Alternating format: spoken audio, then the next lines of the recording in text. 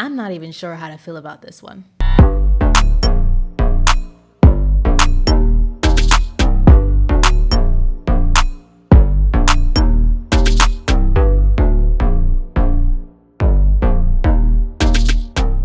Welcome back to another episode of Wrestle Capsule, where you're going to be getting your weekly dose of pro wrestling talk. And I'm your host, B. So welcome back to the show. Today we are going to be talking about last night's SmackDown. In all honesty, I wasn't really feeling last night's episode of SmackDown. I don't know what it is. I don't know if Triple H was like, yo, I'll do Monday Night Raw, and whoever he had in the back in creative do Friday Night SmackDown. It wasn't the business. And I'll go over reasons why I feel this way. I feel like maybe Bruce Pritchard was in charge of Friday Night SmackDown, and it just went. I was like two guys. Like, I felt like it was very Vince McMahon-y. Like, last night was very Vince McMahon-y, and I did not like it. And I could see that there was like a polar opposite of what I watched on Raw versus what I watched on SmackDown. And I get it. Raw is the flagship show. I understand. But this one just fell short. It was dope that Ricochet was starting off SmackDown again. I believe that was the same. I think that might have been 2 weeks ago. But one thing I was kind of like, I'm over it, freaking over it, was the whole Ricochet and Happy Corbin match. We had already seen this. I really liked how they did it that time, where Ricochet was just like messing with Happy Corbin and coming at him because of, like SummerSlam and him getting beat up by Pat McAfee and all that stuff. Like, that was funny and that was an enjoyable match. But to see it again, even though it was not like back-to-back week, but I felt like it was a repeat, and I wasn't as invested into this match as I was last time they fought. One funny thing about it was, after Happy Corbin, of course, lost again to Ricochet, Pat McAfee was doing the whole NFL thing where he was like circling, using like the tablet or whatever where he was announcing, and just like circling the face. And like that part was funny, but overall, I mean, of course, Ricochet is amazing. And I like Baron Corbin or Constable Corbin, but this whole Happy Corbin seriously needs to go. I'm not into this gimmick at all. I'm over it. Happy Corbin is like, I'm over that gimmick. I really am. And I hope that there is an end in sight for it, but I am wondering where they're going to go from here with this. Is it going to fight Ricochet? Like, where is this storyline going to go? That is what I'm curious about. For this whole second chance Fatal 4-Way match for the Women's Tag Team Championship Tournament, I get why they had to do the Fatal 4-Way, which was because, Nikita Lyons and Zoe Stark injured and everything. And then you have they replaced those two with Toxic Attraction. I was like, okay, you're bringing up NXT tag teams. This is what I was hoping that they were going to do, because they have a lot more women's tag teams on the NXT brand as opposed to the main roster. So I was like, when I saw them, I was like, okay, we got Toxic Attraction. I'm not a humongous fan of Toxic Attraction, but I'm not going to say they're bad. They're not bad. I do like JC better than Gigi. That's my personal opinion. But I was like, okay, we got an NXT tag team up here. And then Gigi gets injured. And I'm just like, what in the flippity frickety frick is going on here? People getting injured left and right. So I get why they did the whole Fatal 4-Way second chance thing. So tag teams that lost during the early stages of the tournament, they were able to come back and get a second chance. Okay. So first of all, this match was short as hell. Heck. Short as heck. And then we got Natalya and Sonya Deville win that. I was like, oh gosh. It's funny because as I was watching the match, I was like, nobody wants to see Natalya and Sonya Deville win this. And then what happens? Sonya and Natalya win it. And I'm just like, come on. Not saying I don't like those two. I mean, I'm just over them and over them as a tag team. And just, I really wanted Shotzi and Xia Li to win. I just did, and of course they did. Was it me, or was Karrion Kross's promo just too short? I just wanted him to go longer. I just love hearing this man cut the promo. And with the whole vignette videos of, Drew McIntyre and redemption and how he started off with WWE and then he got fired and then he came back and he is just working so hard and all this other stuff. Like, I love Drew McIntyre, but I'm loving how Karrion Kross has sent out this message basically being like, this might be your time, this might not be your time. At any given moment, I could put my my fist in the back of your head and all your dreams will be over. I'm just like, ooh, I'm telling you, this right here, this little segment right here really makes me think that Drew McIntyre is going to win at Clash at the Castle. I hope so. What I desire is for Drew to win one belt and Karrion Kross to win the other. I know it's too soon for Karrion, but I don't care. It's what I want, and it's my personal opinion. So, yeah, I just want to put that little tidbit in before we continue. There's two highlights for me within this whole SmackDown episode.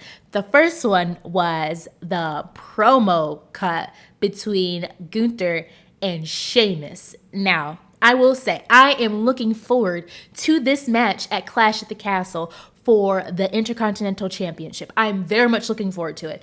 And oh my gosh, every week I get more and more of a fan of Gunther. Like, I remember him, I was sold on him when he was Walter, and then of course when he came up to the main roster from NXT. Vince had to change his name to Gunther. I'm just like, okay, whatever. I'm so on this whole bandwagon with Gunther and Ludwig Kaiser.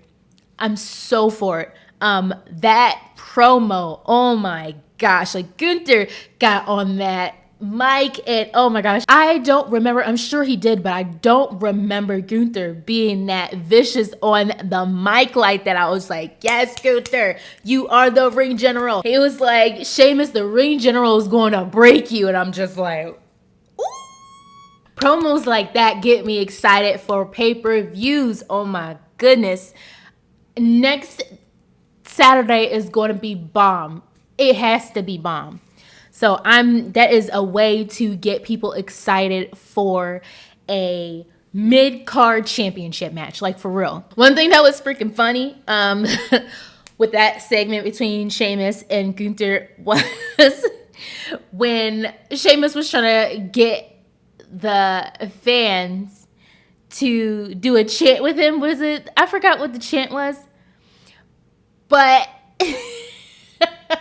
people were silent, and then he was trying to do like a call response, and he called, and nobody responded. And I was like, okay, that wasn't supposed to happen. And then I think Butch was the one who attacked Kaiser, but Butch, aka Pete Dunne. By the way, I hope Butch goes bye-bye and Pete Dunne comes back. The Bruiserweight. I miss Pete Dunne. He was so dope and such like he was so freaking like ruthless on NXT UK, and then he came over to the regular like NXT in America. I'm just like, it's slow. I could slowly see his bruiserweightness going away, especially under Vince. So I hope the whole Pete Dunne thing comes back. Bruiserweight comes back. I miss that. I feel like that was his best gimmick. So I forgot that after Sonya Deville and Natalya won that whole second chance fatal 4-way match for the women's tag team championship tournament, then they were going to go back and on the same night have a match with Aliyah and Raquel Rodrigues. And Raquel Rodrigues and Aliyah won.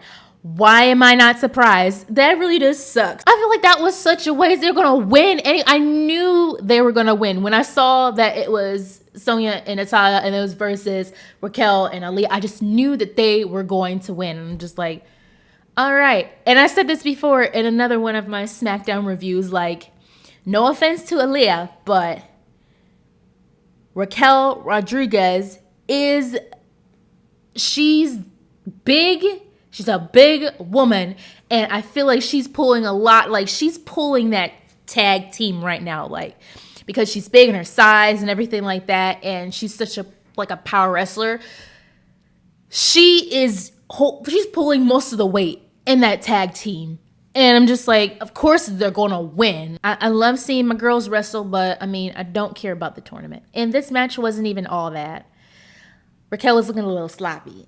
And that's just my personal opinion. But, you know, y'all didn't ask me all that. So the New Day returns, but I don't even consider them the New Day. I'm sorry. If you don't have Big E with Xavier Woods and Kofi Kingston, I do not consider that New Day. This is just Xavier Woods and Kofi Kingston. So those two came back and they're on the show. And Xavier Woods was in a wheelchair and he had like this throw blanket on him. He looked like a grandma. Like, you know how you have your rolling grandma around. She got the blanket on the cover of her legs. She's trying to be modest and stuff. That's what I thought about when she had it like that. He was just injured. And basically, they're just cutting this promo about how they got to face the facts that, you know, Viking Raiders have been freaking them up left and right. And sure enough, the Viking Raiders come out and they are relentless. Like last time, they were burning up the bootios. They were burning up the New Day t-shirts. So yeah, the Viking Raiders come out and they're about to throw some hands again and mess with them again. And Xavier gets out of the wheelchair. And I'm like, wait, I thought your leg was freaked up. No, he was playing shadow games. Candlestick, and they just started whipping the Viking Raiders in the ring, just busting them up with the kendo sticks. That was my second highlight of SmackDown. So the first highlight was the promo with Gunther. You know what? That should tell you something about this episode. The highlights for me of the SmackDown last night were the promo segments. Now, the whole match between Drew McIntyre and Sami Zayn, I already knew that this match, like, I don't want to sell Sami Zayn short because I feel like people forget how good in the ring he is. Like, he can cut promos. He's very charismatic. His gimmick. He's an all-around character. Like, he's such a good wrestler all around. And people forget that because he's put in these stupid storylines. I knew he was not going to win against Drew McIntyre. I just knew he was just going to get Claymore like he always does. And then it was going to be a boop, 1, 2, 3, and be done.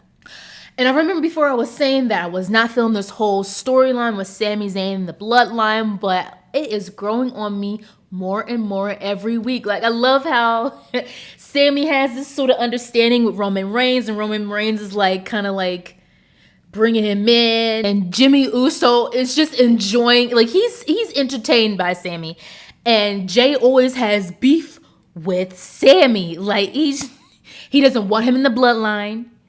He don't got no gold. He ain't got no championship. So he's just like, you're not pulling your weight in the Bloodline. You shouldn't even be able to wear that shirt. So I love this whole dynamic that they're creating on this show.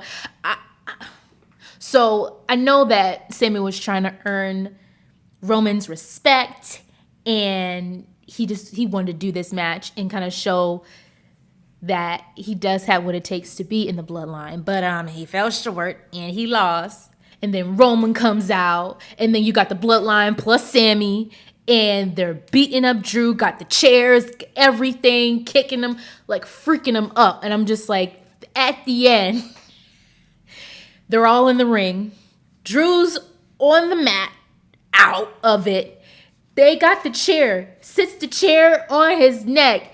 Roman sits on the chair and he's like, I'll run this. Basically, I'll run this. This is mine. No one's taking these belts from me. Jimmy and Jay put both his championship belts on each of his shoulders. And he's just sitting there like he just owns all of WWE. And I'm just like, wow. That's one heck of a way to end SmackDown. So maybe I do have 3 highlights out of the show, not 2. So it was the promo with Gunther and Sheamus. It was the whole Viking Raiders and the New Day. And then it was the Bloodline and Drew McIntyre. So, I mean, overall, it wasn't a total and complete sucky episode, but it wasn't my favorite. Guys, let me know in the comments below what you thought about SmackDown last night. Thank you for helping my channel grow. I've only started this like a couple of weeks ago and we're already at 1.17K. This is amazing. Thank you guys for your support and stay tuned for more episodes. Signing off. Bye.